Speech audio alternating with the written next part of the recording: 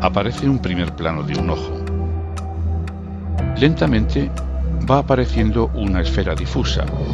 Se acerca hasta quedar muy definida una parte de la superficie del planeta Tierra flotando en el espacio. Aparece la frase: hacia un amanecer universal.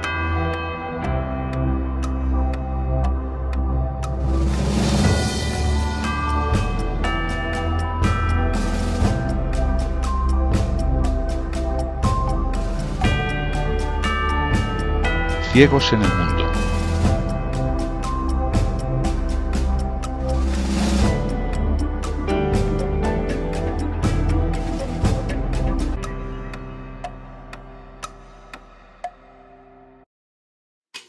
Hubo un tiempo en que no importaban los derechos ni la vida de la clase trabajadora, pero quisimos dignidad. Hubo un tiempo en que la infancia no tenía derechos, en que para proteger a niños y niñas del maltrato había que recurrir a leyes de protección animal. Pero quisimos amor.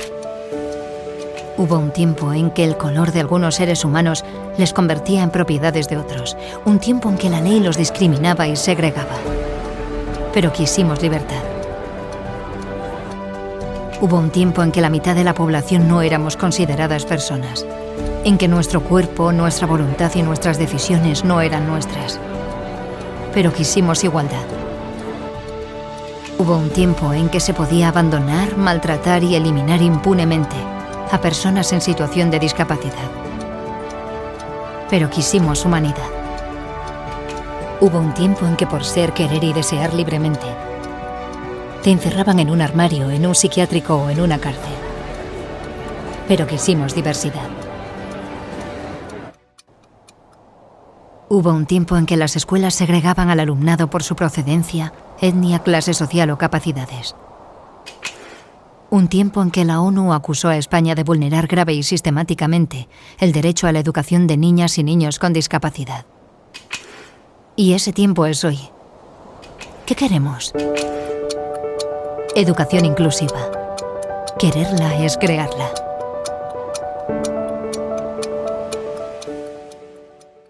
Vale, pues nada, yo soy Samuel Corchete. El año pasado me acabé mi carrera de Antropología Social y Cultural, que la estudié en la Universidad Autónoma de Madrid. Y nada, este año empecé a realizar un máster a través de la UNED, un máster online, pues para ampliar un poco los conocimientos, en principio sobre la discapacidad. Estoy interesado en apoyar a personas con diferentes discapacidades. Y bueno, esta idea, este proyecto profesional, este futuro surge de mi experiencia en Guatemala a lo largo del año 2019, que pues bueno, fueron por prácticas de la universidad de antropología. En antropología, como en todas, no en todas las carreras, pero sí en muchas de ciencias sociales, cuando ya llegas a final de curso, el último año, digamos, el cuarto año, te proponen una serie de proyectos para realizar prácticas, ya sea, pues, no sé, por ejemplo, en Madrid había un proyecto de adaptar el campus de Canto Blanco, por ejemplo, para personas con movilidad reducida y demás. Pero a mí me llamó mucho la atención el proyecto que presentó una maestra de allí de la Facultad de Magisterio, que bueno, era aproximarse a una escuela de educación especial situada en un municipio, en una zona bastante rural de un estado de allá de Guatemala que se llama Chimaltenango. Y bueno, esta escuelita está controlada, bueno, digamos que en paralelo tienen un trabajo asociativo por medio de una asociación que se llama SODIPSE, que si no estoy mal, las siglas no coincidían, pero era algo así como Asociación para el Desarrollo Integral de Personas con capacidades diferentes. Porque, bueno, por allá adelante todavía lo de los conceptos, bueno, ¿no? En cada lugar se denomina de una manera a las personas con discapacidad. Entonces, allí se les llama personas con capacidades diferentes. Que, bueno, no es el tema este de debatirlo aquí, ¿no? Y nada, yo llegué allí en febrero de 2019. En principio era un trabajo, unas prácticas que iban a durar 3 meses, más o menos hasta mayo del 2019, pero definitivamente yo me quedé hasta agosto. porque bueno, hubo una serie de... Bueno, en Guatemala el curso académico es distinto que en España, empieza en enero y acaba en octubre, noviembre. O sea, digamos que, ¿verdad? Al principio de año es cuando empieza el curso académico. Entonces, yo y otra compañera que no era de antropología, sino de magisterio, ella era casi maestra, pues fuimos para allá y nos pusimos a trabajar en esta escuela de educación especial, que ahora os explicaré un poco más en profundidad cómo trabajaban y cuántos niños había y demás. Bueno, nada, llegamos en febrero.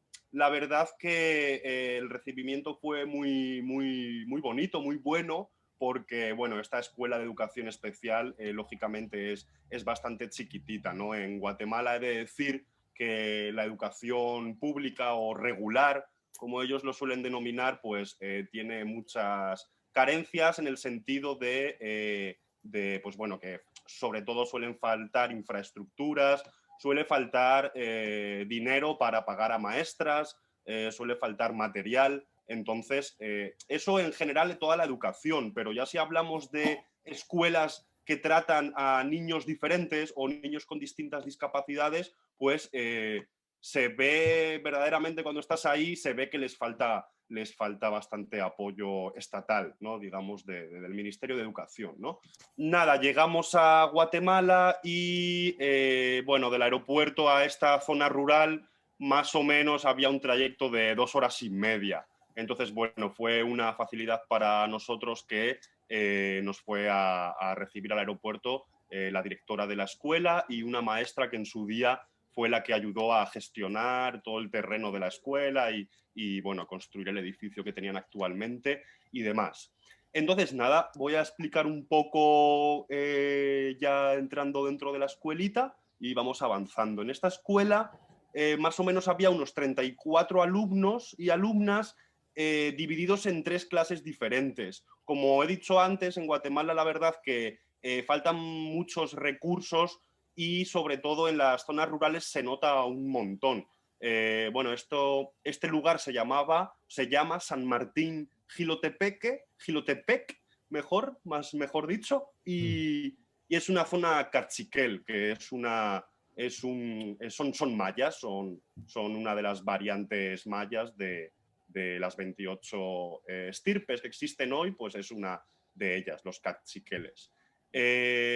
Bueno, así como un poco de contexto cultural, es una zona, digamos, donde todavía se conservan rasgos tradicionales de la cultura, se conservan las vestimentas, las mujeres, pues bueno, todavía es una zona rural, entonces se nota que la gente vive del campo, de la agricultura o de cuidar animales, tenían vacas, cerdos, ¿no? Sobre todo animales para carne, para engorde.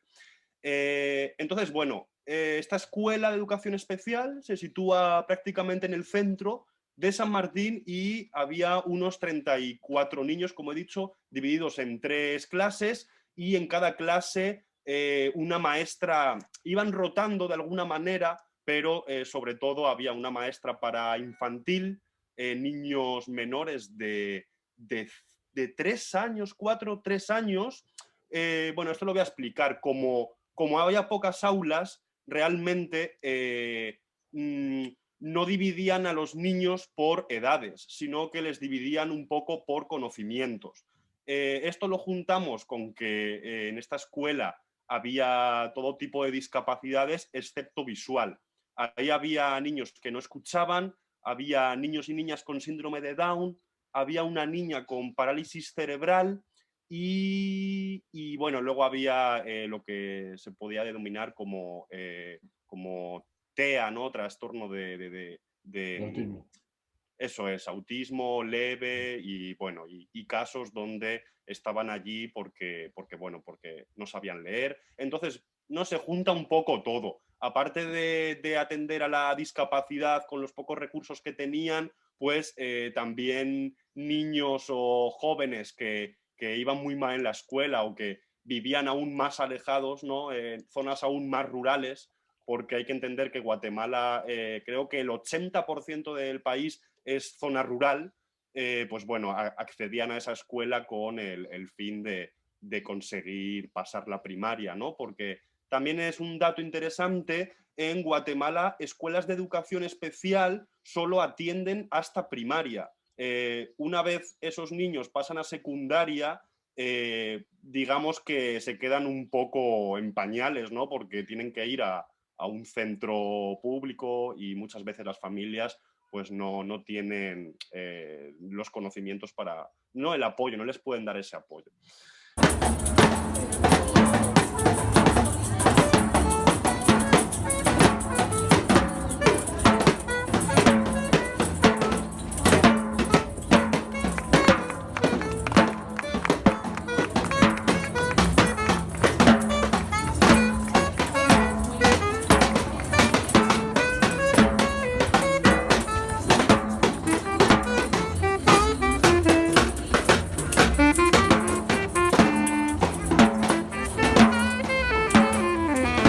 Entonces, bueno, este trabajo, como dije, fue por 3 meses, al final fueron casi 6, un poco más de 6 meses quizás, y bueno, lo interesante, yo iba un poco perdido, porque yo soy antropólogo y realmente en antropología no te enseñan la parte educativa, no es una carrera, se puede enfocar a la educación, pero realmente no existe ese enfoque, no hay una asignatura que se llame antropología de la educación o algo así. Entonces yo estuve un poco perdido al principio, porque a diferencia de mi compañera Laura, que ella era maestra, pues ella tenía muy claro qué podía hacer y qué no podía hacer, ¿no? Pues trabajar con los niños o pasarle test y demás. Ese no era mi objetivo. Mi objetivo era un poco, de alguna manera, tratar de centrarme en la música, porque era una de las ideas, ¿no? Porque yo sabía que un año anterior una chica de psicología había intentado emprender un proyecto de rehabilitación por medio de la marimba, que es el instrumento típico de Guatemala, que yo creo que todo el mundo se puede imaginar cómo suena, ¿no? Como un metalófono, ¿no? Más bien así bastante grande. Entonces, yo traté de continuar este proyecto, pero una vez en el terreno me di cuenta que era bastante complicado, ¿no? Porque, ¿cómo explicarlo? Bueno, era complicado porque no teníamos ni siquiera marimbas, ¿no? Entonces, sí se podría haber movido por medio de alguna asociación, porque como digo, es instrumento nacional, entonces está la gente muy concienciada con su estudio y con la visibilización también de la marimba y demás. La banda también está muy presente en estos países.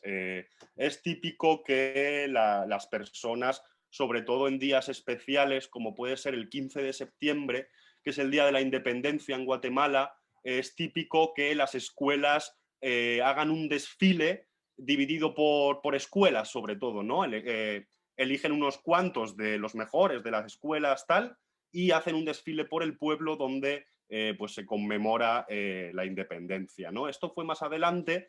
He de decir que fue lo único musical que pude emprender, porque los demás apoyos, los demás trabajos que no, a lo demás que yo les apoyé en la escuela, sobre todo se basó en concienciar respecto al braille, porque bueno, también fue un poco decepcionante que yo llegara allí y que no hubiera niños o niñas que no vieran, porque mi objetivo como persona invidente era trabajar con estos niños. Pero bueno, como al llegar yo no encontré nadie, tuve un poco no que improvisar, pero tuve que sobre la marcha pensar otras cosas que podría hacer.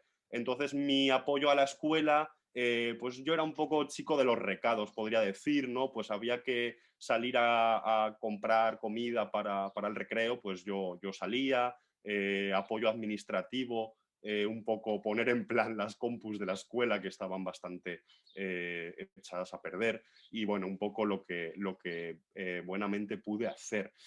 Lo interesante viene cuando en verano, sobre julio del 2019, por medio de una especie de rifa nacional que se hace en Guatemala, que se llama Teletón. Es un canal de televisión, si no me equivoco, y he de decir que lo de Teletón, una vez que vine a España, también lo he escuchado por aquí, así que a lo mejor alguien lo ha escuchado, pues que sepan que bueno, esto es como una rifa benéfica en la que distintas marcas y bancos y bueno, empresas, ¿no? Gente con dinero y negocios solventes, pues decidían donar una cierta cantidad.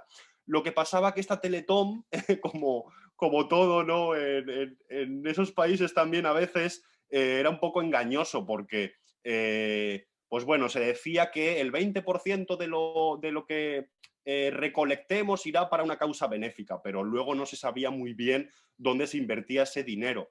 Entonces las maestras y yo, que también, pues bueno, me recibieron y me aceptaron desde el primer momento y a mí y a la otra compañera, aunque fuéramos becarios, por así decirlo, y no cobráramos y viniéramos de lejos y tal, la verdad es que se nos tenía mucho en cuenta y eso es de agradecer. O sea, más que un trabajo, al final se convirtió en una relación de amistad hasta el día de hoy con las maestras, la directora, y la verdad es que eso estuvo muy es de agradecer también.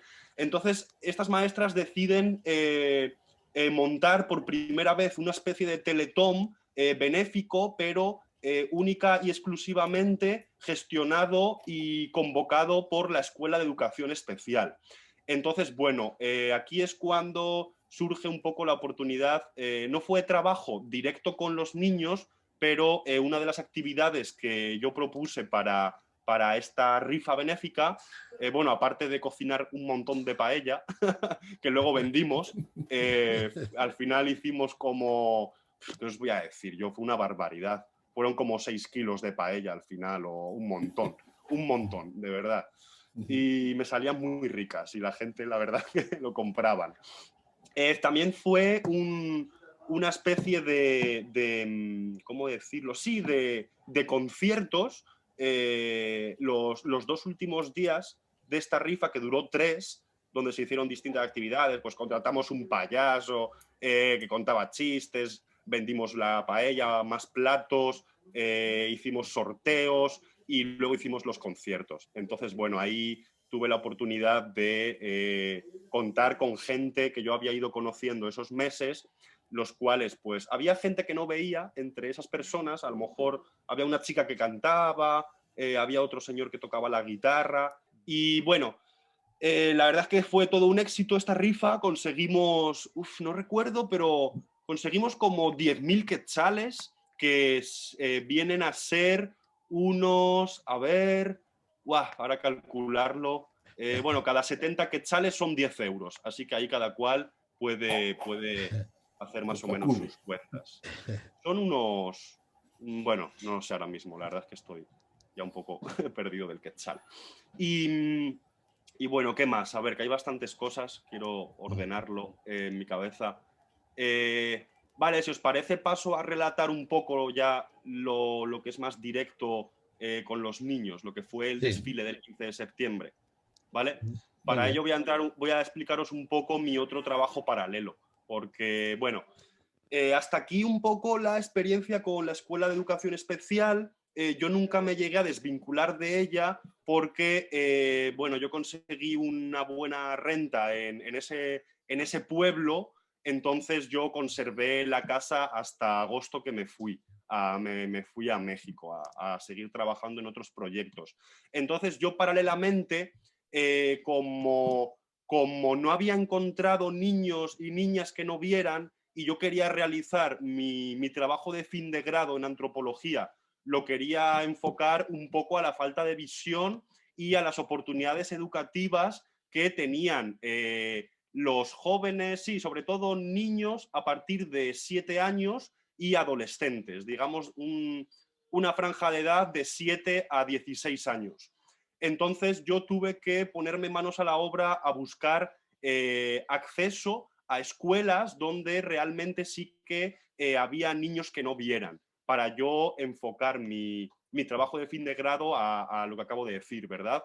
el título del TFG, el trabajo de fin de grado, se llama Oportunidades educativas para las personas ciegas y de baja visión de Guatemala y el estado de Yucatán de México. Un poco largo, pero bueno, no lo pude resumir más.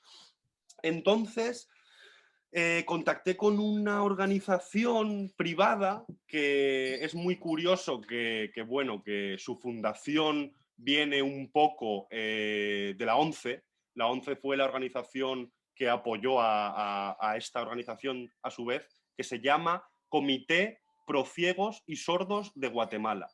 Es muy curioso, solo un par de detalles. Este comité, ellos allí le llaman comité, no le llaman organización ni nada, porque bueno, es privado y es interesante saber que ellos tienen un sistema de lotería como tiene la ONCE. Se llama Sorteo Santa Lucía.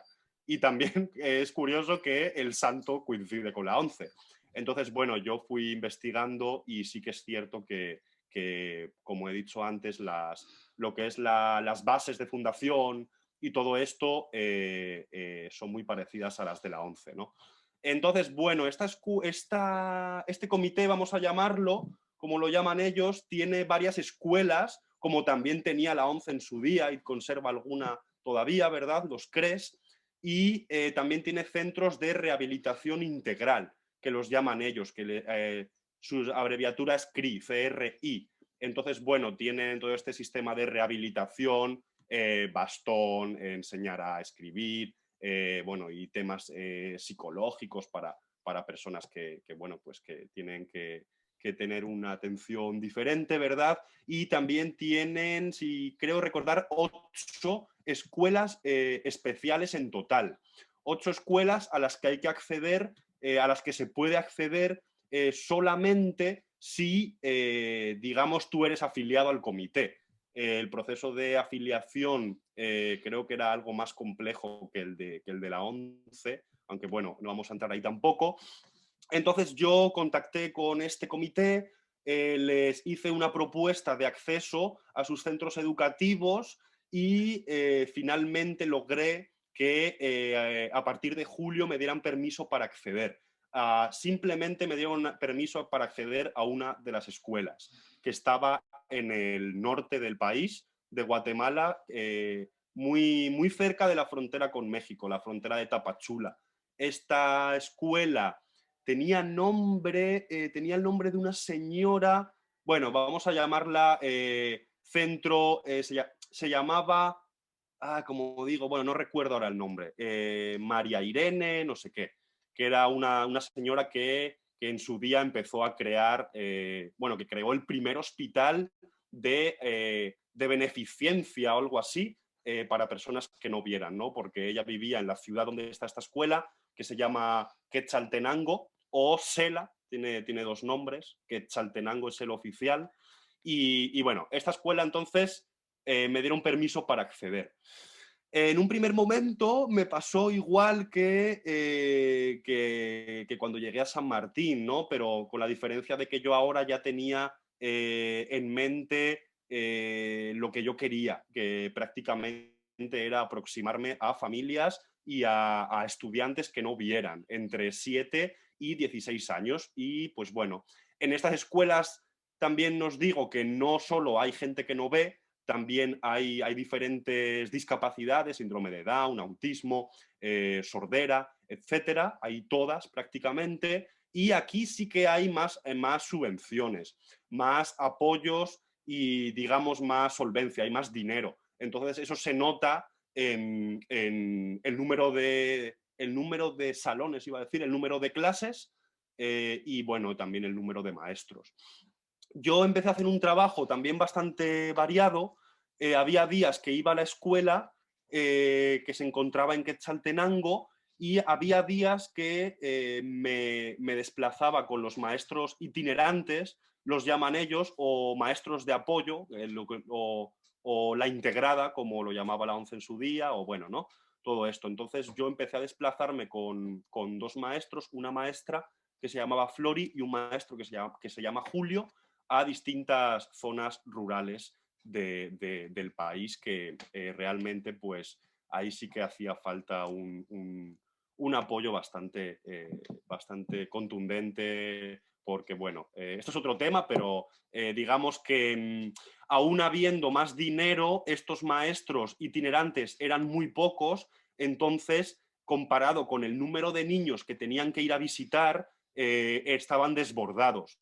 Entonces estos niños y niñas al final solo recibían la visita de estos maestros como cada mes. O sea, estos niños solo tenían un apoyo educativo de alguien que sabía braille y que sabía manejar ábaco y yaus y todo esto una vez al mes. Entonces, lógicamente, de un mes a otro, lo que ellos aprendían era muy, muy poco y siempre se daba la regla de que bueno, te encontrabas con niños adolescentes con 14 años que vivían en una zona rural sin internet y que pues todavía no sabían braille, a lo mejor, o todavía estaban aprendiendo el abecedario, ¿verdad? Entonces, bueno, esto así un poco como contexto. Ahora viene la parte que, bueno, podemos relacionar con la música, ¿no? Como he explicado antes al principio, el 15 de septiembre es el Día de la Independencia y en las escuelas se organiza una banda para desfilar por la ciudad. Yo tuve la oportunidad de apoyar con dos bandas. Por eso he explicado lo del comité. Una fue la banda de la propia escuela de Quetzaltenango y la otra fue la banda de la escuela de San Martín. Esta última, la de San Martín, nunca lo habían hecho. Era la primera vez que iban a tratar de que los niños y las niñas desfilaran, ¿verdad?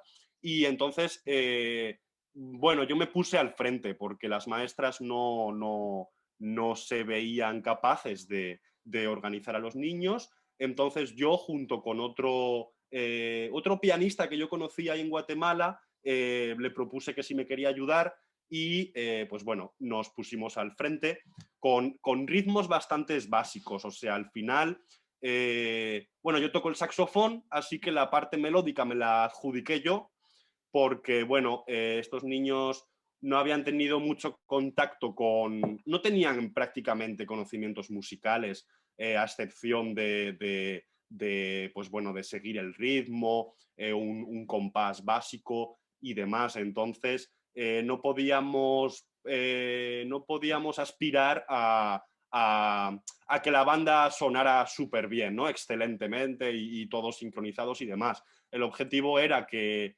la Escuela de Educación Especial de San Martín estuviera presente en el desfile y que por primera vez, un 15 de septiembre, pues no salieran a las calles igual que todas las escuelas de este pueblo, que había un montón, había más de 8 escuelas, contando escuelas públicas y privadas y secundarias y demás, institutos. Entonces, pues bueno, ahí estuvimos ensayando unos días y nada, les enseñamos un ritmo básico 4x4, tampoco teníamos muchos instrumentos, por lo que hicimos lo que pudimos, consiguiendo unos panderos, un bombo y bueno, otro grupo de personas tenían maracas y yo tenía el saxofón. La verdad es que a medida que ensayábamos nos dábamos cuenta que a los niños les gustaba, ¿no? Ahora me estoy refiriendo a San Martín solamente, ¿vale? También voy a poner un fragmento que tengo grabado de este desfile y bueno, notaréis que es un poco caos, ¿no? Pero sí que se notó que los niños y las niñas que tenían síndrome de Down, la mayor discapacidad era síndrome de Down. Y sobre todo eran niños que su edad real era de 10, 12 años.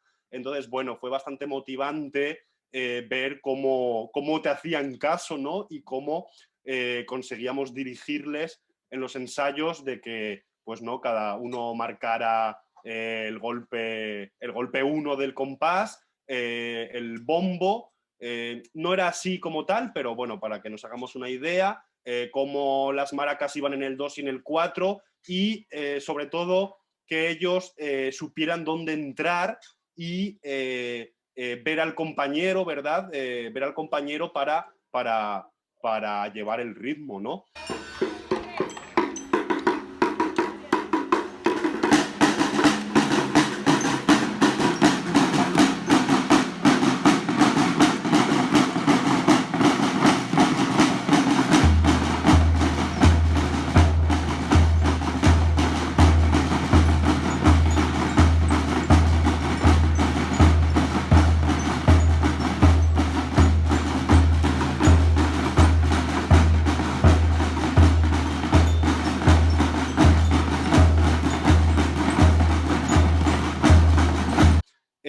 Fue bastante bien, podría haber salido peor, pero sí que es cierto que el día del desfile pues hubo algún imprevisto, como por ejemplo que el que tocaba el bombo se pasó y rompió, rompió una parte ¿cómo se llama? La Sí, la membrana membrana. esa, sí. La Rompió la emoción. membrana y bueno, ¿no? Entonces, pero bueno, la verdad es que lo que he dicho, lo que os he contado, ¿no? Lo importante fue que ellos estuvieran presentes más que como sonáramos, porque, bueno, tú das una vuelta al pueblo y lo típico es que la escuela, la banda, todas las bandas acaban en donde se encuentra el ayuntamiento. Y allí en el ayuntamiento pues lo tienen todo bien adornado, ¿no? Enfrente del ayuntamiento está la plaza central de San Martín, donde antes de la pandemia ponían el mercado y demás, ahora creo que ya no. Y bueno, es bonito porque te reciben y te dicen, aquí llega la banda de la Escuela de Educación Especial de San Martín y nosotros fuimos los primeros. La verdad es que abrimos la cabalgata y cuando llegas al centro, pues bueno, te pones en formación, nos alineamos todos, saludas y ya dejas que pase la siguiente, ¿no? Entonces, bueno, la experiencia fue bonita. Yo creo que la escuela debería seguir intentándolo, pero sí que es verdad que si no cuentas con... Hay que entender que esta gente, estas maestras están desbordadas, porque muchas veces... eso sí que es pura vocación, ¿verdad? Es lo que a veces echa de menos. En otros lugares que ellas todo lo que hacen, lo hacen por su escuela y lo hacen por los niños que están ahí. Entonces, a veces hacer ese esfuerzo es complicado porque bueno, ellas aparte tienen sus vidas, sus familias y si no tienes conocimientos musicales, ni apoyos, ni demás, pues es muy complicado que salga medianamente bien, ¿no? Y bueno, ahora vamos con la otra escuela que es algo diferente. En este caso, la escuela del comité sí que tenía ya unos años atrás que venían haciendo el desfile. Entonces, en este aspecto, ellas contaban con una maestra que, bueno, se encargaba de los ensayos y ya tenían incluso más melodías, más instrumentos que interpretaban melodías, porque tenían, al ser una ciudad y al ser una escuela de un comité, de una organización privada, pues realmente, como podréis saber, pues tenían más posibilidades, más instrumentos, contaban incluso con una marimba chiquitita y bueno, entonces yo les apoyé, pero mi papel fue de interpretar el saxofón, igual que con la otra escuela, pero bueno, ya no me tuve que hacer cargo de, digamos, los ensayos y un poco toda la responsabilidad del desfile, bueno, aparte de ser saxofonista, de ser director de orquesta, ¿no? De alguna manera, ¿no? Como yo pude. Entonces, bueno, ¿cómo decirlo? Hay una diferencia con la otra escuela que en la escuela de San Martín, no contamos con los niños que no escuchaban, porque eran muy pequeños, ese era uno de los motivos, y el segundo motivo, creo recordar que bueno, no tenían mucho interés las familias en que participaran, ¿no? Algo así me quiere sonar. Entonces, pero en la escuela de Sela, de Quetzaltenango, sí que había tocando gente que no escuchaba. Y de hecho, uno de los que no escuchaba, me acuerdo muy bien, era el que llevaba el bombo, que era el que marcaba, pues no, todo el que marcaba el... ¿Cómo se llama? Sí, el tempo, ¿no? El que marcaba, el que daba el golpe principal y de ahí ya entraba la melodía, de ahí entraban las otras percusiones y demás. Y era muy bonito Pero porque... perdona, pero no era sordo, no escuchaba. No escuchaba. ¿Y cómo lo hacía? Claro, porque al mismo tiempo había una intérprete de señas o había una persona que iba marcando el ritmo visualmente. Ajá. Entonces, él sabía cuándo tenía que entrar, él iba contando y bueno, así es cierto. También voy a poner un fragmento, ¿vale? De este desfile e incluso después del desfile una pequeña entrevista que me hacen en directo, un canal de televisión que está por ahí, se acerca y bueno, yo les digo que hago por Quetzaltenango y ahí vais a escuchar, ¿vale? Bueno, se acerca también otro de los establecimientos y es la escuela Elisa Molina de Estal. Precisamente es una de las escuelas también ya tradicionales, ya muy reconocidas desde hace mucho tiempo. Precisamente fue fundada el 6 de mayo de 1991. Está ubicada en la zona número 5. Lo sé porque un día me tocó cubrir unas noticias sobre votaciones. Bueno, representada por 60 estudiantes y también tiene logros muy importantes. Claro, logros muy importantes que tienen la oportunidad de poder obtener este establecimiento, Comité de Prosiegos, la Orden del Quetzal y también Dama de Luz y Sonido. Yo creo que esto es lo importante de cada uno de los establecimientos, por eso es que se esfuerzan, por eso es que se dedican incluso a la formación de cada uno de sus estudiantes para poder alcanzar estos logros que sin duda alguna son importantes para el desarrollo de la educación de cada uno de los establecimientos que tienen la oportunidad de poder hacer el despliegue aquí sobre la Cuarta Calle. Tenemos ya otro establecimiento, bueno, básicamente es parte de lo de la escuela. Yo creo que también hoy día, pues cada una de las escuelas tienen las bandas escolares, que yo creo que es la emoción de todos los chicos el poder participar en esta época. Vamos a escuchar entonces el despliegue de este establecimiento con su banda escolar.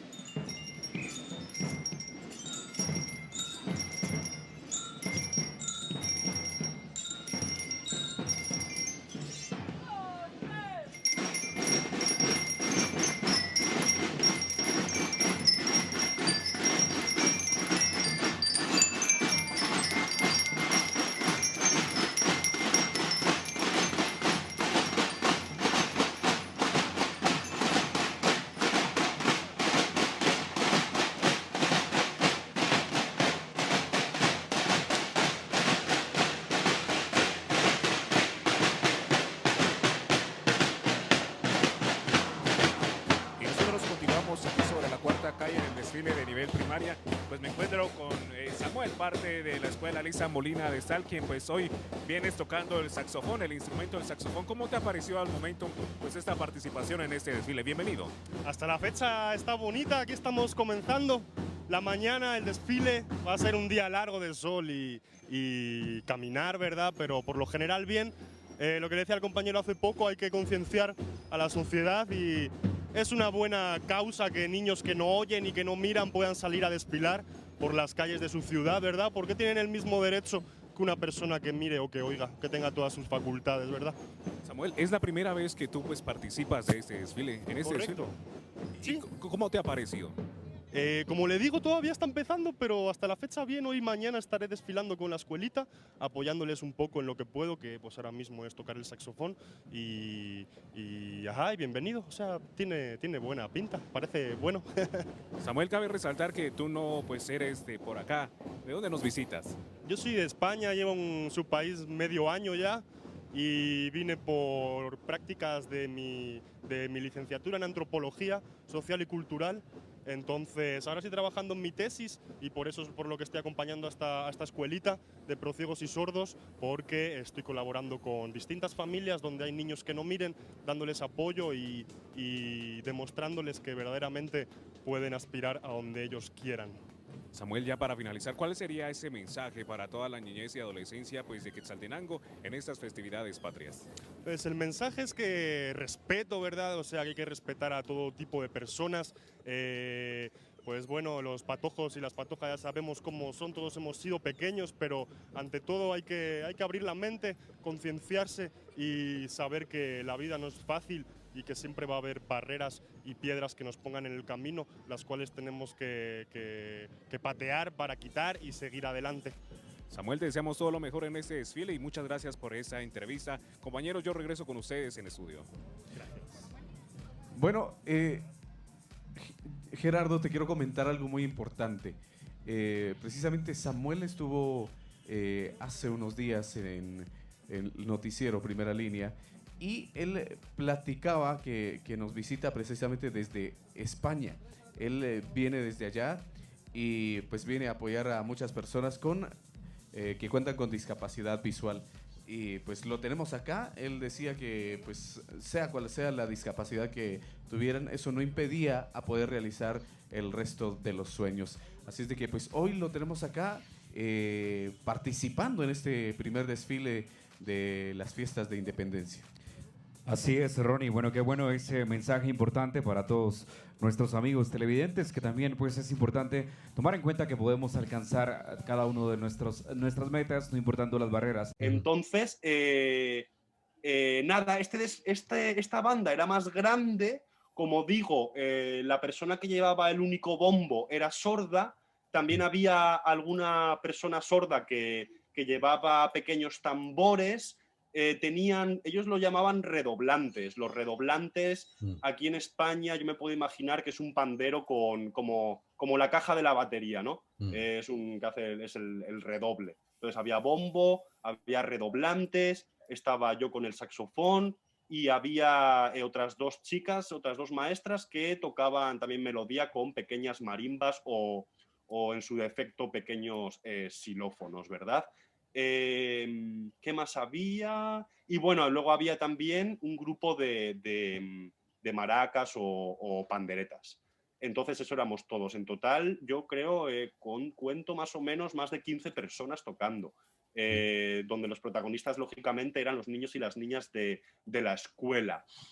También había un niño que no veía, que se llamaba Leonardo, que era muy chiquitito, él tenía 8 años y también estaba ahí. La verdad que era una banda muy curiosa, muy diversa y también he de decir que sonaba bastante bien, porque los ensayos fueron abundantes y también, como en el caso de la otra escuela, se notaba que ellos disfrutaban ensayando y que ellos querían participar, ¿no? Porque realmente que todas las escuelas participen en un desfile que es una fecha nacional, que se celebra la independencia de tu país, tal, ¿no? Pues es bastante... Ellos se lo toman con mucha festividad y es un acto... en el plano mediático es un acto muy importante que le dan mucha bola, ¿no? Entonces ellos estaban eufóricos por salir en la tele y por tocar, ¿no? Y por pasear por las calles de su ciudad. Y también íbamos todos vestidos de la misma manera, un poco de publicidad para el comité. Íbamos todos con el logo del comité en las camisetas y demás. ¿Qué más contaros? Bueno, así como anécdota, decir que yo tuve que tocar con mi saxofón estropeado. La verdad que bueno, no, sonaba un poco raro porque estaba ahogado, como que un botón se había estropeado, una tecla y bueno. y no sé qué más contaros, pues bueno, cómo transcurrió el desfile, pues bastante bien. Fuimos una de las primeras escuelas en abrir también el desfile. Ahora no recuerdo si fuimos la segunda o incluso la primera. Creo que la segunda, sí, después de una escuela de alto rendimiento musical o un conservatorio. Y bueno, pues ahí hicimos el desfile, fue algo más largo que el de San Martín, duró unos 20, 25, 30 minutos, porque también se siguió la misma dinámica de San Martín. Salimos de un lugar donde se juntaban distintas calles de la ciudad y desembocamos en el centro, en la plaza central, donde todas las escuelas nos pusimos en formación y bueno, ¿no? Y acabó el acto con un saludo de la presidencia y con un pequeño almuerzo. Y nada, pues durante el desfile la gente, los niños disfrutaron un montón, como ya he dicho, yo también, la verdad que nunca había hecho eso en mi vida y pues bueno, no me sorprendió lo que he dicho todo el rato, cómo ellos estaban motivados por ser uno más y por estar ese día haciendo lo mismo que todas las escuelas, sonaran bien o sonaran mal. Lo importante era estar ahí y hacer ruido, ¿no? Como digo yo. Pero Y súper nada, interesante para ellos, evidentemente. Que parte de eso yo creo que era la musicoterapia que hablábamos antes, ¿no? Que lo que has hecho ahí realmente es eso. Si los niños se identificaban con la música y les apetecía, es uno de los logros que se consiguen, parece ser, con el tema de la música, ¿no? Sí, totalmente, Mm. totalmente. Hubiera sido interesante profundizar un poco más, ¿verdad?, en todo esto del proyecto que ya estaba en marcha de la rehabilitación, musicoterapia por medio de marimba, Mm. pero pues, como he dicho al principio, las circunstancias no lo permitieron. Y bueno, a lo mejor en el futuro pues sí que se puede plantear, ahí las puertas siempre estarán abiertas, ¿no?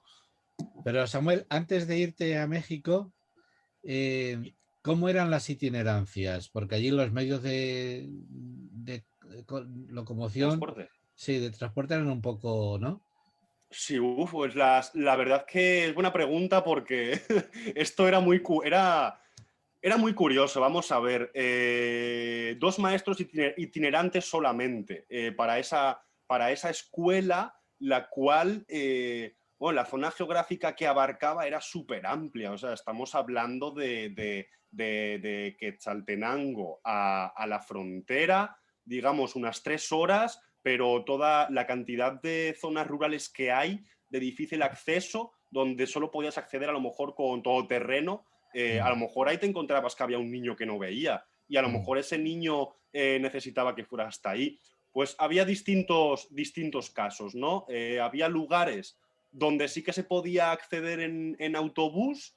Sí es cierto que los autobuses son más precarios y las carreteras en general, pues bueno, no es un país que el 80% es rural, como ya os he dado el dato, entonces las carreteras en muchas ocasiones, pues las curvas, la manutención incluso es bastante mala. Entonces, un trayecto que a lo mejor puedes estar en 1 hora, a lo mejor tardabas 3, ¿no? Entonces, claro, y yo esto lo hablaba mucho con el maestro Julio, que pues bueno, al final tuvimos una relación profesional y también de amistad hasta el día de hoy.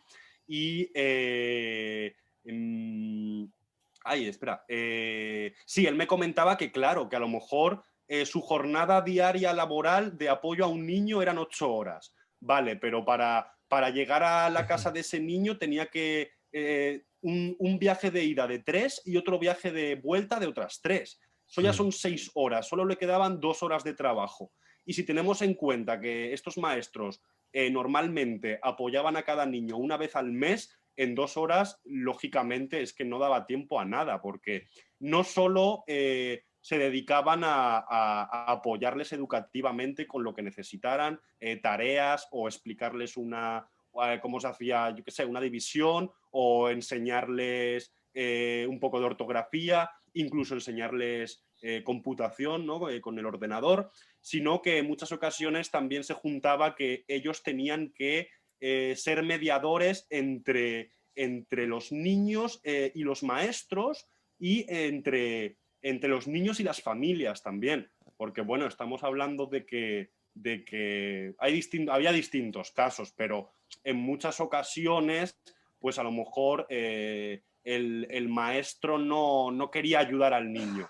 Entonces, el maestro no quería ayudar al niño, este maestro Julio, itinerante, tenía que ir a hablar con el maestro y hacerle entrar en razón para que incorporara al niño en sus lecciones, para que de alguna manera también apoyara a ese proceso de educación. Entonces era muy complejo y con 2 horas no daba tiempo. Entonces muchas veces se juntaba que tú salías, yo qué sé, lo más alocado que hicimos fue salir un día a las 4 de la mañana de Quetzaltenango. Ahí sí que fuimos con el comité, te proporciona un chofer que tiene pagado a sueldo, con un coche también, un todoterreno que es del comité, para llegar a aquellos lugares donde no llega el transporte. Entonces, esto fue este caso. Era un lugar en la sierra, una sierra que se llama la Sierra de los Cuchumatanes, a la cual salimos a las 4 de la mañana y llegamos allá a las 9 de la mañana. O sea, hicimos 5 horas de viaje para estar ahí hasta las 12, 1 y volver a irnos. O sea, yo ese día salí a las 4 de la mañana y llegué a mi casa a las 9 de la noche o 10 de la noche, llegué súper tarde. Pero claro, entonces ahí también se junta un poco la vocación. Estos maestros pues tenían que decidir, porque bueno, el comité no se los exigía porque ellos tienen un contrato, pero de alguna manera pues en su conciencia de docentes tenían que decidir, vale, me quedo 2 horas más de las que me corresponden y llego a mi casa otras 2 horas más tarde o no. Entonces pues eso, la verdad que para ser maestro itinerante en ese país la vocación es súper importante porque pues por lo que os estoy contando. Y ahora con la educación, con la pandemia y con la educación online, bueno, como estoy un poco pendiente todavía, ¿no? de bastantes familias y demás, ahora, sin embargo, como no tienen que desplazarse, pues parece ser que en algunos casos sí que ha mejorado el apoyo educativo, porque ahora es tan fácil como conectarse. Eso sí, claro, las zonas rurales que no tienen internet y que no tienen conocimientos, que a lo mejor hay un teléfono para toda la familia, pues tristemente ahí sí que ahora están bastante, imagino que estarán aún peor que antes, porque ahora no tienen apoyo ni siquiera presencial. Entonces, bueno, todo eso os cuento. A mí hay una cosa, bueno, en principio que como titular y que yo diría que pinta un antropólogo en Guatemala, ¿no? Ciego. Pero vamos, las itinerancias que nos cuenta, más que itinerancias, son expediciones, ¿no? Sí. La verdad es que son expediciones de alto riesgo, ¿no? Pero sí hay una cosa que me ha llamado la atención y que me ha resultado curioso, ¿no? Que es la forma de agrupar en las escuelas, que son las escuelas unitarias que hay aquí en España y tal, por conocimientos, ¿no? Entonces, claro, la experiencia esa, y sobre todo teniendo en cuenta, claro, que los recursos no son, vamos, que no hay recursos, ¿qué experiencia que viviste tú con esos grupos? O sea, ¿cómo veías el funcionamiento de esos grupos? Vale, pues eso es interesante. Yo voy a ser sincero porque, bueno, en mi trabajo de antropología final también, de alguna manera, recopilé todo lo que os estoy contando, sobre todo orientado a la educación, de cómo funciona la educación en Guatemala y en el estado de Yucatán de México. Hice como una comparativa entre los dos territorios para realmente saber si un país tenía mejores servicios a la discapacidad que otro. Entonces yo llegué a la conclusión, vamos a ver, en el trabajo con niños que no ven, sí que es cierto que en esta escuela, en la escuela del comité, la escuela privada del comité, tenían distintas aulas y aquí sí que juntaban a los niños y a las niñas por discapacidad. Había un aula donde estaban niños que no veían, había otra aula donde había niños que no oían, otro donde había gente con síndrome de Down, etc. Y luego tenían también un taller de cocina donde había gente de todo tipo de realidades, discapacidades, donde pues bueno, ya eran mayores de edad y estaban aprendiendo a cocinar para tratar de tener un futuro. Sí que es cierto que mi experiencia, yo en esta escuela, los días que estaba en la escuela privada del comité, yo estaba dentro de la clase de niños que no veían. En esta clase había una chica que se llamaba Iris que, aparte de no ver, tenía un problema de movilidad, una situación degenerativa. Entonces ella, aparte de no ver, no podía caminar, iba en silla de ruedas y no tenía fuerza y demás. Bueno, tenía una situación bastante complicada. Ella tenía de aquella 14 años. Luego había otro chico que él no veía, era ciego total, y él tenía más o menos la misma edad que Iris, 13, 14 años. Luego había otra niña y otro niño. Leo era uno de ellos, que es el que he dicho que participó en el desfile del Día de la Independencia, y la otra niña, ellos tenían 8 años. Y luego había aún más por debajo un niño que venía a veces, que creo recordar que tenía 6 bueno, 6, 7 años. A lo mejor tenía igual que la edad que Leo. Entonces, claro, yo entro ahí y mi papel al principio, un antropólogo, pues se puede dedicar a muchas cosas, ¿no? Pero básicamente pues observa y participa, ¿no? De alguna manera de las prácticas culturales o de las prácticas sociales de una población. En este caso la población pues eran los niños de esta clase y la maestra, y yo estaba ahí como uno más observando y de alguna manera también participando en la clase. Entonces, claro, la dinámica... uno por los recursos. Ellos tenían en el salón, en la clase, 3 máquinas Perkins, pero prácticamente no las usaban. Había 2 máquinas Perkins que estaban estropeadas, que escribían mal.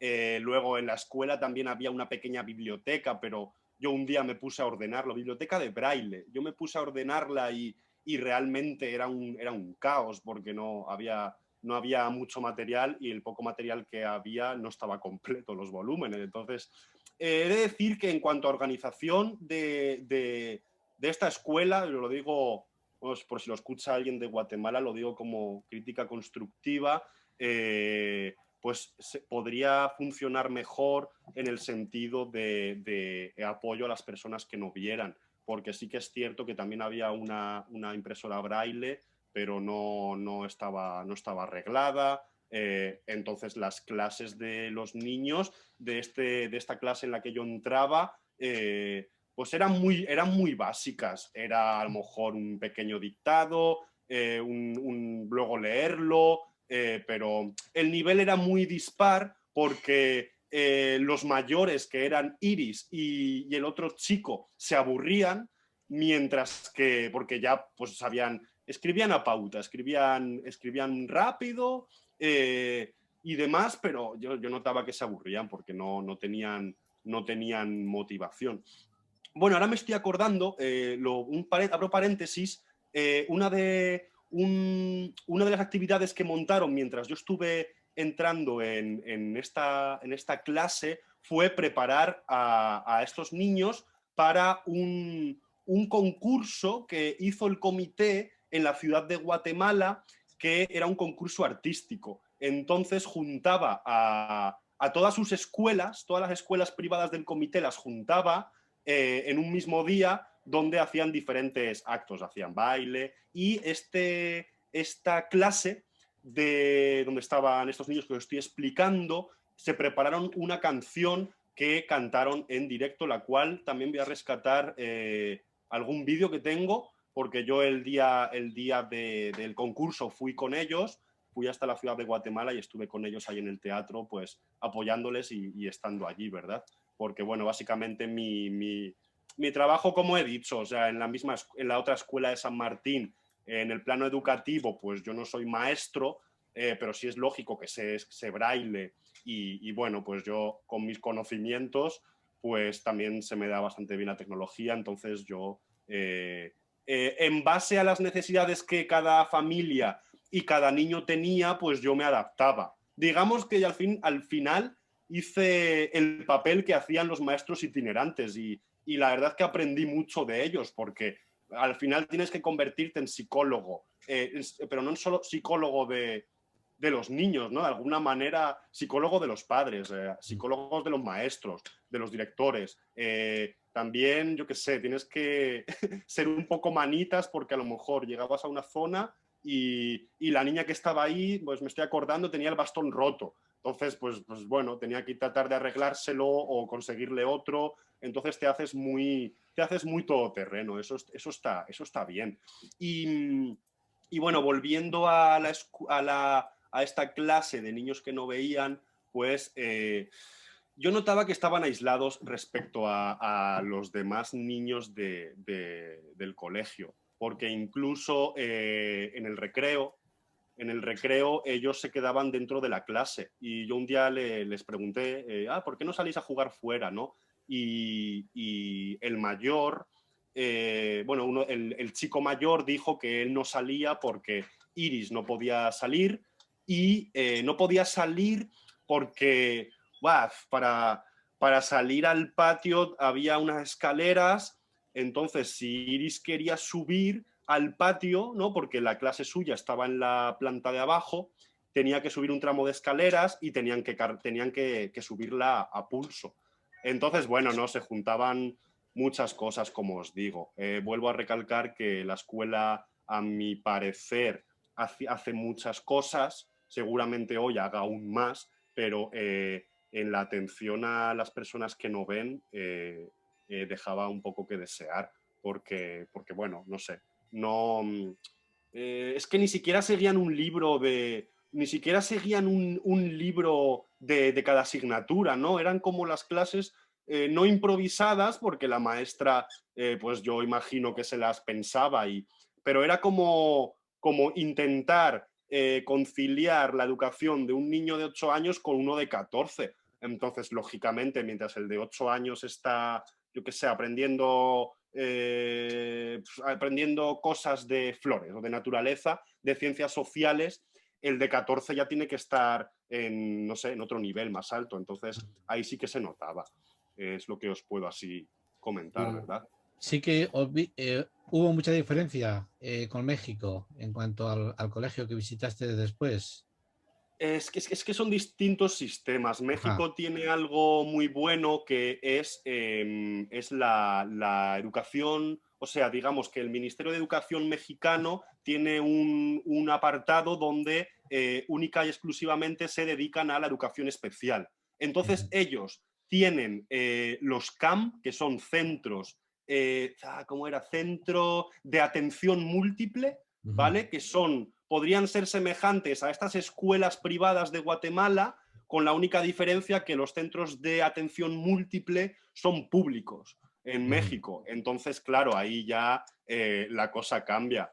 Si nos metemos en temas de recursos económicos, material, libros en braille, todo esto, maestros y demás, pues bueno, la cosa es parecida a Guatemala, hay poco apoyo, pero si nos referimos al hecho de que es público, pues bueno, ahí tiene una ventaja. Y luego tienen también el apartado de educación especial del Ministerio mexicano, tiene un servicio que es el servicio de USAER, así como suena, USAER, que más o menos, a ver si me vienen las siglas, bueno, es como lo que hace la ONCE.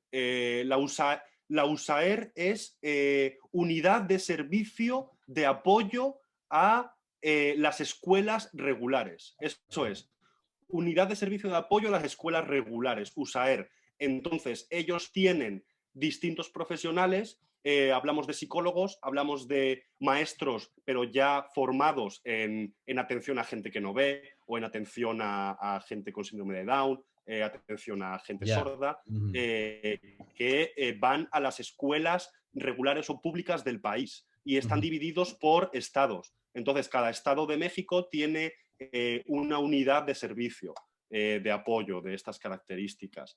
Y bueno, yo también, es que mi experiencia es muy larga, ¿no? En este aspecto también tuve la oportunidad de ir con una persona a distintas escuelas, tanto a distintas escuelas regulares que tenían servicio de USAER, como distintas escuelas, distintos centros de atención múltiple.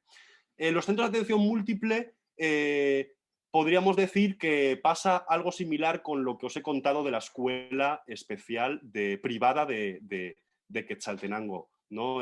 Adherida al comité. Pasa un poco lo mismo, ¿no? Que realmente con la diferencia de que ahí volvemos a tener la misma situación que en San Martín. Ahí los niños están agrupados por nivel, por conocimientos, porque hay pocos salones, pocas aulas y además no solo, o sea, hay distintas discapacidades en cada aula. Entonces, a lo mejor una maestra tiene que atender a una persona con síndrome de Down al mismo tiempo que tiene que enseñar a una niña que no ve a leer braille. Al mismo tiempo, ¿sabes? O sea, entonces es muy complejo. Es muy complejo darles la misma atención a todos, ¿no? Y si eso lo juntamos con la falta de libros y todo esto, pues tenemos un panorama. El problema es la falta de recursos también, que claro, imposibilita incluso la posible organización del profesorado, claro. Totalmente, porque aunque el profesorado tenga conocimientos, le falta material. Entonces, bueno, todo el trabajo que yo hice también paralelo de donación de máquinas Perkins incluso, jolín, la verdad es que lo reciben con... una máquina Perkins, regalar una máquina Perkins allí es como regalarte un BMW casi, o lo que sea, ¿no? Algo así caro, porque realmente ellos lo agradecen y yo estoy contento de haber donado 4 máquinas Perkins, ya van en total, porque bueno, de esas 4, 3 han servido para que los niños avancen, y además avanzan rápido. Y además es una motivación para la gente que está alrededor, porque no, ellos se motivan y dicen, vale, ¿no? Mi hija va a salir adelante, ya tiene esto que le va a facilitar las cosas y bueno, no, pues también cuenta que yo esté ahí un poco pendiente cuando puedo y no sé sigues con ellos, ¿no? ¿Sigues en contacto con estas escuelas? Con muchas sí, no con todas, pero con las familias sobre todo y alguna maestra sí. Porque bueno, al final pues el trabajo que yo hice y desinteresado, pues como os estoy contando, ayudó a que mucha gente y muchos maestros se concienciaran y dijeran, no, pues a lo mejor soy yo el que está equivocado y tengo que esforzarme, ¿no? En muchos casos sucedió así, porque me vieron a mí y dijeron, no, pues si este chico va con su bastón y viene hasta aquí solo, ¿por qué no va a poder hacerlo fulanita, que yo le estoy enseñando, ¿no? Eso es lo que te iba a preguntar, que ¿cuál fue la reacción al aparecer hay una persona ciega desde España y bueno, pues a hacer un trabajo que yo he encomendado ellos, o sea, un estudio, un trabajo de antropología? ¿Cuál fue la reacción de ellos? Pues la reacción fue de sorpresa, en la mayoría de los casos, de sorpresa de, ¿no? ¿Cómo vienes tú desde tan lejos? Y muchas preguntas, ¿no? De cómo te movilizas, cómo eres capaz de localizar el autobús, saber qué, ¿no? Entonces mi respuesta era, porque tenéis que tener en cuenta que yo estuve manteniéndome en 2 lugares durante 3 meses. O sea, yo iba hasta la ciudad esta de Quetzaltenango los lunes en autobús, hasta el viernes me quedaba por allí porque donde yo estaba, digamos que esta ciudad estaba más en el norte y donde yo estaba en San Martín está más en el centro. Entonces yo mantuve, porque quería mantener mi casa, quería mantener la conexión con la Escuela de Educación Especial de San Martín, para apoyarles en todo esto que os he contado del desfile, lo de julio y bueno, también para estar por allí, porque yo quería, me apetecía, estaba a gusto. Entonces ellos se sorprendían que yo todas las semanas viniera con la mochila y volviera, muchas veces cargando el saxo, yo qué sé, a lo mejor tenía algún fin de semana, me escapé a México, me iba por ahí yo solo, entonces a ellos no les entraba en la cabeza porque tenía que cruzar una calle, ¿no? A lo mejor pues concurrida, pues yo no me lanzaba, ¿no? Pues preguntaba y alguien siempre te ayudaba o no sé, un día que estaba lloviendo a mares y yo llegué súper tarde allá a Quetzaltenango y las calles eran ríos, ¿no? Porque realmente ahí el alcantarillado pues no existe y las calles se convertían en ríos y a ellos no les entraba en la cabeza. Entonces, pues yo les hice ver, porque también me dediqué a dar charlas a los maestros, charlas a los padres, a los niños, en el sentido de, pero no charlas de tú a tú, en el sentido de, como estoy haciendo con vosotros, contar mi experiencia, contar de dónde vengo, quiénes son mis padres, ¿no? Toda la experiencia desde la falta de visión y la verdad que solo con hablarles sinceramente de lo que yo hago y de lo que yo pretendo hacer, ellos, las familias, se sorprendían y decían, no puede ser, ¿no? Si realmente yo siempre he pensado que mi hijo no va a tener oportunidades y porque también hay que tener en cuenta que pues vamos a centrarnos en no ver en Guatemala y en México en muchos casos significa pedir en la calle y significa buscarte la vida porque tu Estado no te va a proporcionar ningún tipo de trabajo. Ni siquiera el comité. Eso era lo que te iba a preguntar, si había algún tipo de ayuda para la gente con discapacidad a nivel de tanto de estudio como luego laboral. En México yo sé que sí tienen una ayuda mientras tú estudies, pero a nivel a nivel pensión no contributiva o por hijo a cargo, creo que no. Por hijo a cargo, así algo similar quizás, pero creo que eran 1.000 pesos mexicanos, que es una miseria, son 50 euros.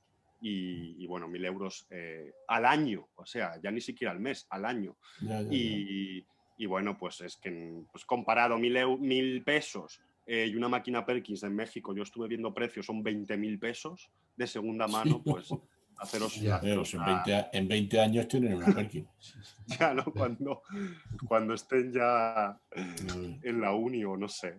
Entonces, en ese sentido... Sí. Pues no, todo mi trabajo, lo habéis dicho, yo creo que lo habéis entendido, fue más que nada mi apoyo antropológico, más que antropológico fue humano, ¿no? Fue sensibilizar. Eso te iba a decir, que tuviste que dejar el tema de la antropología a un lado. Ya, pero la antropología realmente es eso luego, ¿no? Porque... no sé, yo me convertí en un antropólogo que hizo observación, trabajo de campo se llama, el sentido de estar en un campo y observar y sacar una conclusión, y pues mi conclusión fue esa, que realmente los ministerios de educación, tanto de México como de Guatemala, pues no dan todo lo que tienen que dar. Y bueno, luego cosas más educativas, como lo de el currículo. El currículo es los objetivos anuales que los ministerios plantean a las escuelas y que se deben cumplir. Entonces, en muchos casos te encuentras con un currículo que dice, yo qué sé, el niño con 10 años tiene que conseguir X, pero claro, tiene que conseguir X, pero para conseguir X necesitas Y, y ese Y son todos los apoyos de máquinas Perkins, papel de escribir, libros, y vamos a ver, si no tienes un libro para leer, ¿cómo vas a aprender a leer? Es absurdo, ¿no? Entonces, pues todas esas son las cosas que a mí algún día me gustaría ver que han mejorado, todo ese apoyo de material sobre todo y también de material humano también, sí. Y luego Samuel. es que además muchas veces Sí. tienen, yo por otra experiencia en otros países, a lo mejor les llega algo de material, pero claro, la formación del profesorado tampoco está al día de ese material y se lo tienen y no saben utilizarlo. Eso es, eso es. Mira, una cosa curiosa también, ahora que comentas eso, yo traté de, porque en estos países todavía, a lo mejor vosotros que bueno, sois de una quinta, la de mis padres un poco más, habéis estudiado Un poco con ábaco, más. yo no lo sé. No, Ah, con no, ábaco ya no se usaba, no, ¿no? no, no. Y Pues fíjate vale, que yo pues ya tengo una edad. Muchos años. Sí. vale, No, era muy curiosidad, pues ni sí. siquiera, o sea, ¿y con qué os enseñaban matemáticas en la 11 en No, vuestra no, la época? caja de Con aritmética. una caja. Claro, vale, Sí. pues yo traté de introducir la caja de aritmética en el comité, porque ellos en México y en Guatemala, en todos estos centros que os estoy explicando, hay las herramientas educativas básicas son Abaco, Kramer, que es este chiquitito, regleta y punzón, y ya está. Y si tal, un bastón, pero en muchos casos ni siquiera bastón. Ya. Entonces dices, vale, regleta y punzón sí, coincide con vuestra Sí. educación quizás, pero abaco llega un momento que, claro, yo qué sé, ahora mismo estoy en contacto con un chico que se llama Omar, que está haciendo lo que es equivalente a nosotros, un bachiller en ADE, Administración y Dirección, y él tiene asignaturas de matemáticas y tal, me cuenta súper complicadas y dices, claro, como, o sea, llega un momento que el abaco no te da de sí. Ya, No da O sea, para ya, sí. claro.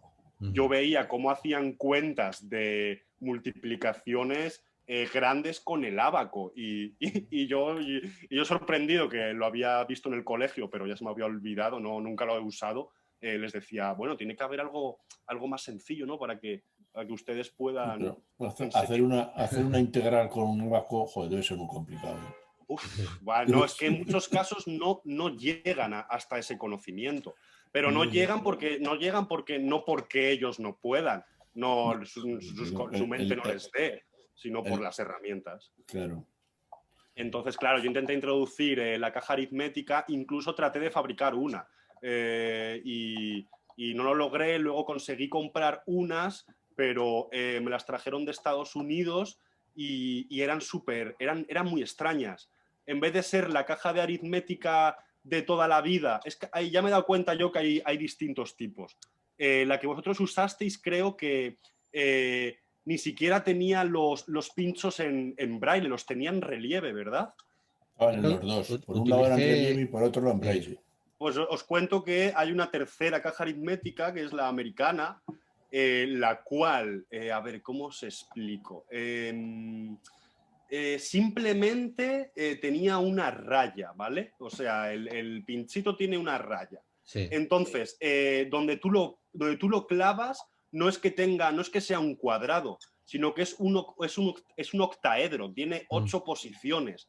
Entonces, dependiendo de en qué posición, hacia dónde pongas tú esa raya del pinchito, si, era un número o era otro número. No, Madre perdón, mía. entonces no tenía 8, tenía 10 posiciones, una por cada número. Entonces tú tenías que ir contando uno, tal. Y yo dije, mira, realmente esto va a complicar las cosas aún más, porque yo lo que quiero es facilitarles a ellos para que les enseñen a hacer una suma y una resta visualmente, aunque no Claro, vean como me enseñaron a mí, porque es como se les va a quedar más rápido. claro. Y es lo más sencillo. Vamos a ver qué es esto de andar escribiendo con el punzón, que si saco la hoja, la vuelvo a meter. Ya.